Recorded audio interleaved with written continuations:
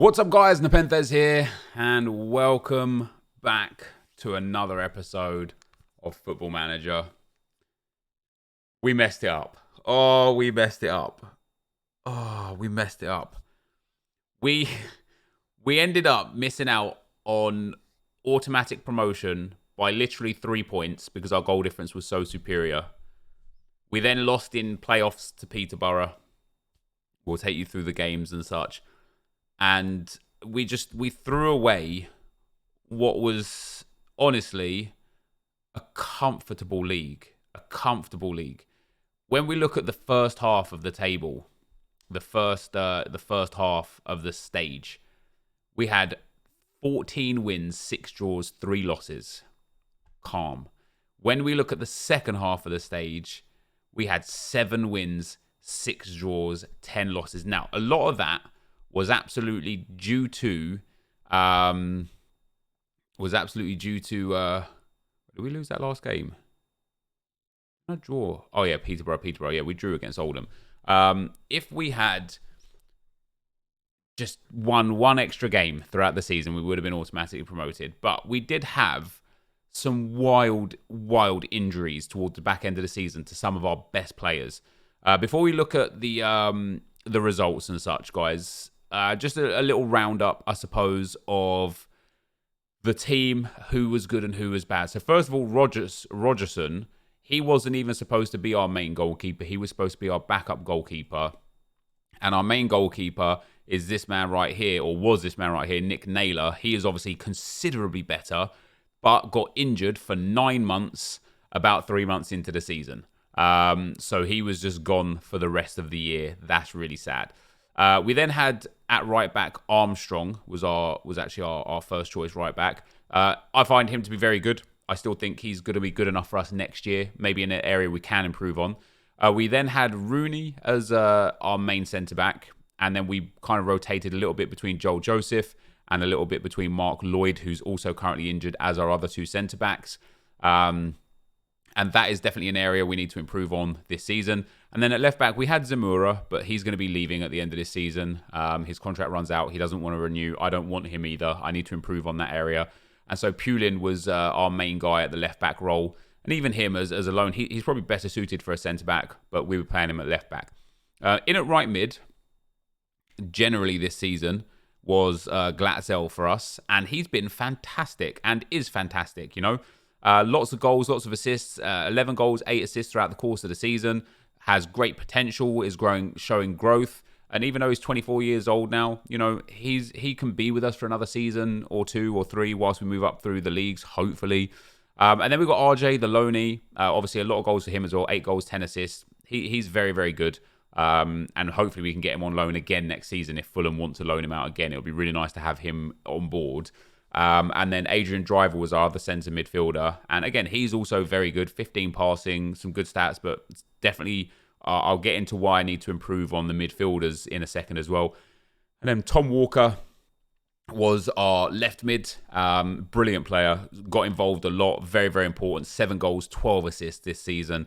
And then, of course, Tyrell Whittaker, come up trumps. Sensational player. His finishing, I believe, has dropped from 14 to 13. Hopefully it's because it's the off-season and that will come back up with training. 27 goals, 9 assists.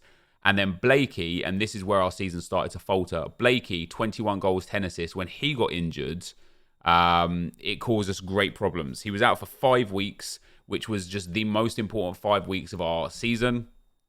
Doherty is my backup goalkeeper. Douse, he's had a good season. He's one like Glatzel, actually. Quite good stats, still improving, only 19. A lot of potential. Really, really good utility player for a 6 goals, 4 assists for him. Zamora, who's going, and then Tobias, who just has not lived up to the stats, right? What has he got this season? 3 goals, 6 assists in 10 starts and 21 sub appearances. It's just not enough. And sadly, when Blakey got injured and we needed desperately another player to fill in that role, at the exact same time, he got injured too for 3 weeks. So that was a lot more trouble. We then had Rodwell, who was brought in to be a backup. This kind of player, I can't like this mentality from me is Vanarama mentality. this player is nowhere near good enough for the team. I don't know why we picked him up. I don't know what I thought about when I picked him up. Yeah, he's got 12 tackling, but we need considerably better players than him in our team. So he'll go. I think he's got 1 more year on his contract, actually. Yeah, he's got 1 more year. So, and then Avdo, who I did love a lot, very, very, very good player. He's leaving on a free transfer. He's going back to the Irish Leagues, joining St. Pat's Athletic. And we lost him because his agent wanted an abnormal fee. It was like 12,000 for the agent's fee. As soon as I turned it away from 12,000, it went red. I just wasn't willing to pay it. This Avdo is a quality player.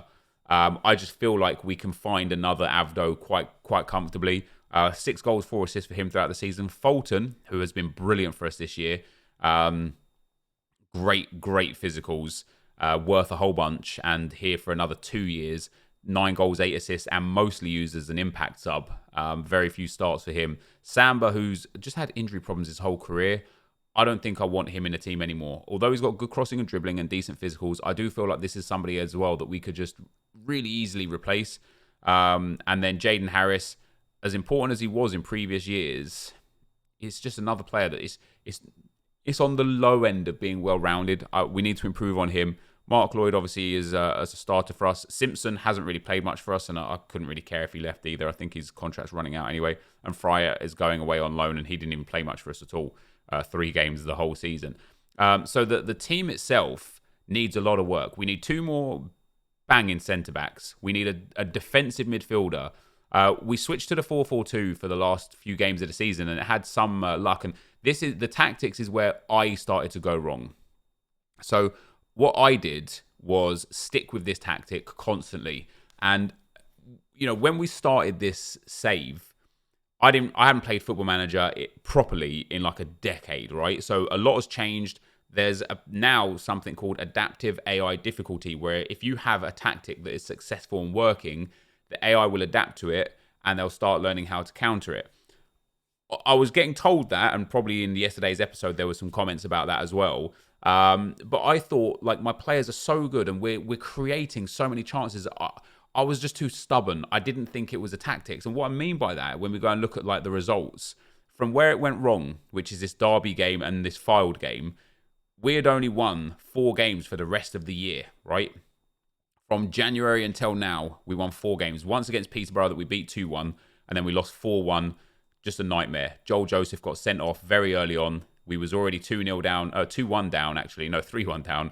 Then he got sent off. We was in trouble, right? But we had a 2-1 win there. But in all of these losses, the reason why I was so stubborn is because even during losing these games, we lost 2-1 to Fylde. If we go ahead and have a look at the match and look at the match stats, let's pop match stats here. We're the away team, 26 shots, 14 on target, right? And so I look at the player analysis, and we look at the players and who had the shots, and it was probably Blakey that had a lot of the shots. Does it have to generate a match report for this? There you go. So Blakey has had so many shots. So whilst he is an absolutely influential player, honestly, just a brilliant player, the 11 finishing stat really lets him down. He just doesn't score. Look at that. He's had 12 shots, 1 long range shot, and then lots of very, very good shooting areas, and he's just not scoring them, And that seemed to be, sadly, even though we were losing, that just seemed to be the case. We then played Doncaster. Now, Donny I think they got automatically promoted, but even then, 24 shots, 15 on target. We then drew 0-0 to Crawley, and in this game, look at that, 18 shots, 6 on target, 56% possession. So you can understand, from my perspective, why I feel like it's not my tactics, right? Because it's if it was the tactics, surely I wouldn't be creating as many chances as I was before. And then again, look at Blakey, 2 from 8 yards, 3 from 8 yards, 4 from 8 yards, and he hasn't scored.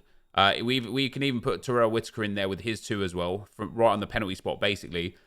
We've got to be doing better with that. So we can go and look at any loss. The 3-2, Jesus, who subs right now? Who subs right? Why would you do that? Sorry if that hurts your ears. It shouldn't be recorded in on the recording, but if it is, my bad. So in this game here, and this is literally automatic promotion in these two games here, right? We were 2-0 up to Bolton with 3 minutes left on the clock. They equalised late in. I think we actually did those games on stream, didn't we? And then we was 2-0 up against Peterborough with 15 minutes left on the clock, and they ended up drawing. We lose 3-0 to Exeter. And again, in terms of the match stats, now Exeter have actually given us a hell of a game there. Let's go back to the schedule there. So that was Exeter. We lost 3-2 to Grimsby, and Grimsby had given us a hell of a game there. But I think at this point, this is now where we're like, we'd already like taken so many losses where we probably should have been winning against Accrington Stanley again. Like, we have so many chances, and it's like, when I look at my squad and I look at the strikers that we have, Whittaker and Blakey. Obviously, Whittaker's finishing has dropped one for whatever reason. When we have Glatzel, who's got really good stats with 13 finishing. We've got Walker out on the left-hand side. Where's he right now? Here. Only 6 finishing for him, mind you. But when I look at the players that we had up front, I'm like, look, we're creating chances. Lots of chances. We've got great attackers, but they're just not scoring. And so somebody had told me, and so going back to the point of what I initially made is, if I'd known now, sorry, when I started this save, what I know now, things would be way different. And every season so far, every season has been a very, very nice learning curve for us, taking information in to the next season. And so one thing that I'll be able to take into next season now, well, a few things that I'll be able to take into next season now. First of all, never drop from like attacking or positive to defensive or ultra defensive or anything like that, because it's just too much of a swing and you start inviting pressure on. If you're attacking, go positive. If you're positive, go balance. Just slowly change the tempo of the game. It's going to give you a much bigger benefit. Number 2, I need to do a way better job of micromanaging my players, especially at this level. So Whittaker, who still finished top scorer in the league, I think, unless there's somebody else has overtaken him now because of playoffs, hasn't scored in the longest time. 1, 2, 3, 4, 5, 6 games without scoring, and only 2 in 9, 10, 11, 12, only 2 goals in 13 games, right? In his last 20 games, he's only scored 3 goals. And that's mostly because Blakey wasn't there to help set him up. But with that being said, Whittaker, who had a sensational season, did he finish top scorer? Not in FA Cup. Yeah, he has finished top scorer. Look at that. I've literally got the top scorer and the third top scorer in Whittaker and Blakey, and we only made playoffs, right? So when Whittaker stopped scoring and Blakey stopped scoring, obviously causes problems. What I didn't do is go speak about and warn him about his recent form, or tell him to pick his socks up and stuff, because I was just trying to plow through the season. I was first. I was in such a commanding position. I was like, I don't need to do that. The form will come good. So now I've learned that, I now understand that, and I now know next season I've got to make sure I micromanage my players, especially at this level, to get the best out of them. And I need to change my tactics if a tactic starts failing dramatically. I don't necessarily have to change formation or complete play style. Just tinker a little bit here or there, make some changes so that the teams that we're up against don't know, what our tactics are now. And then the other thing that I learned this season was in team report. If you go to, was it analysis report? Was it this one?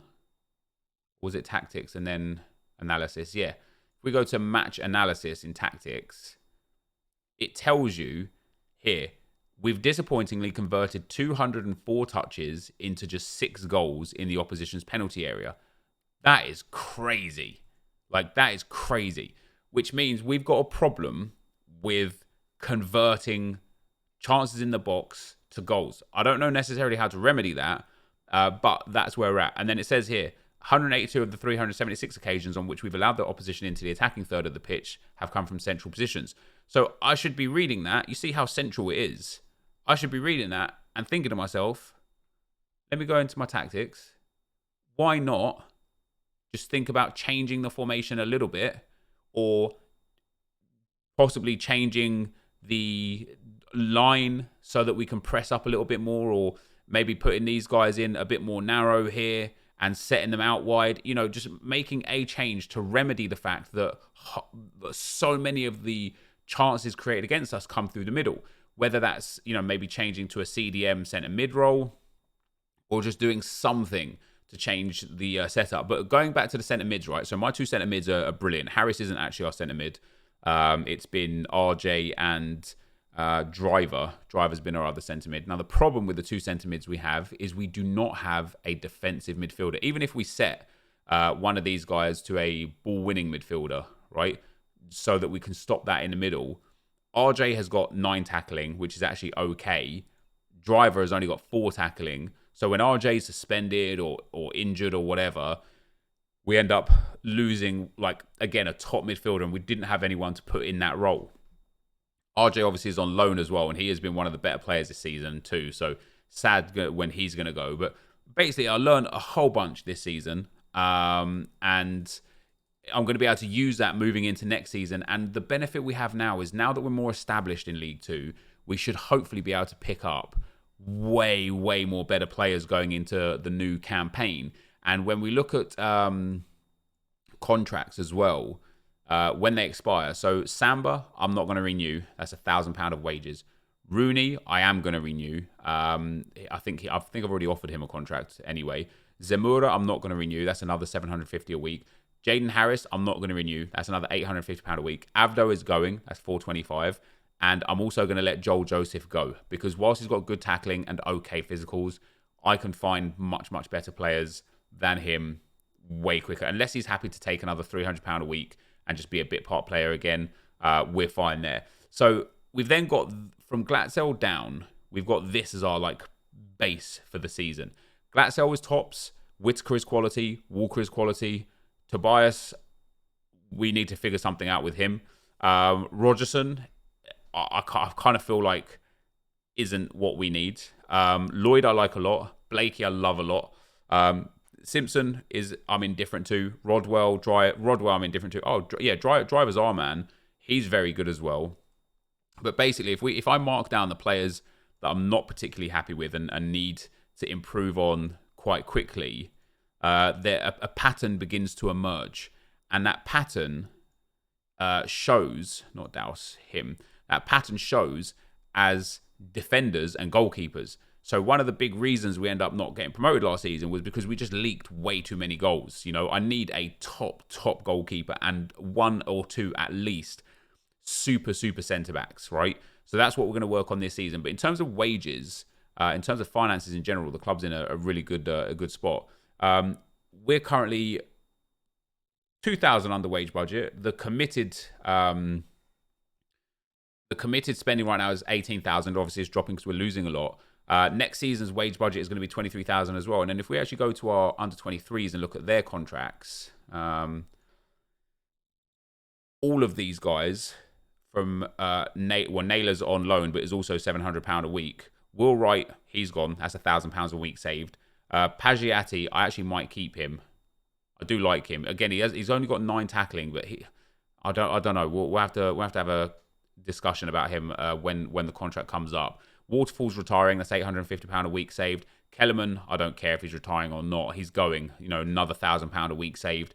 And then Pollock, who's actually again half decent player. He's worth 20k. I'll probably try and sell him if I can.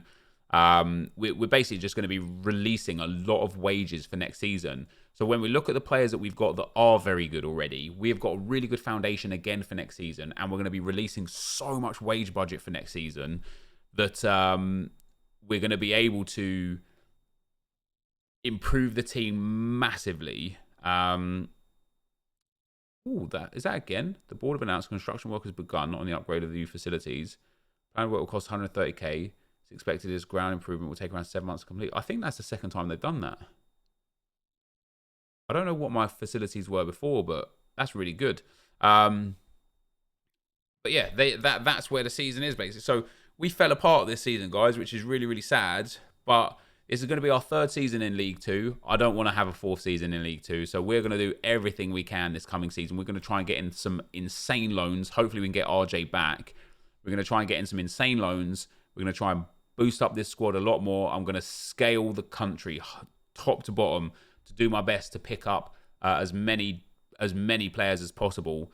But that is going to be the video for today. So a much shorter one, guys. I just wanted to give you a little recap of the end of Season 6. The start of season 7, which will obviously be the next episode, I'll go and give you guys a full overview of who won what over the last 6 years, Champions League, Premier Leagues, all the top 5 leagues in Europe and such, and basically let you guys know, what happens. So Peterborough ended up beating Burton. Wow, I feel like we would have beaten Burton as well if we had the opportunity to. But that's just my bad management, isn't it? So we've received 482k.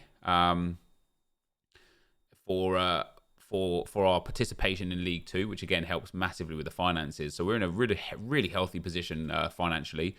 But sadly for today, guys, that is going to be the end of the episode. I've never seen such a downturn of games and results and stuff. So record high for Team Sweat, our position there. Rooney commits his future, which is very nice. Samba, Samba I wanted to re-sign. He is good. Even as a sub, he's happy as a fringe player as well, which is good. Blakey named as Player of the Year winner for the Sky Bet League 2. That's really, really good. And that is because he got the 19 goals and the 9 assists. So that's really, really nice. Whittaker is the top goal scorer of the league, coming in with 21 goals in 42 games. And, I feel like it just should have been way more. Goal of the season was Michael O'Driscoll, and then driver for us got 3rd goal of the season. And then team of the year, Tyrell Whittaker only. What the heck? 1, 2, 3, 4, 5, 6, 7 Wickham players. Are you kidding? See, when I look at this level of player, do you know what I see here? I see my mistakes even more. Because what I see with this guy right here, 17 acceleration, 16 pace, 12 dribbling, 12 first touch. He's not exceptional, but he's played exceptional. Let's have a look at Freeman. 12 passing, well-rounded in general. When we look at Gape, sensational mentals, which is what helps him a lot. And let's look at Ritz. Just very well-rounded again, and in general, nothing particularly amazing. We got a wait, what? I was speaking with Tom Walker, and he's happy that you kept your promise. The club's coach and staff would be improved. After speaking with Walker, I believe the player's unhappy at failure to even attempt to play him in his strongest tactical role. Has now reached the point where he's seriously considering his future. What's his strongest role? There, I should be playing him centre mid. He should be our centre mid.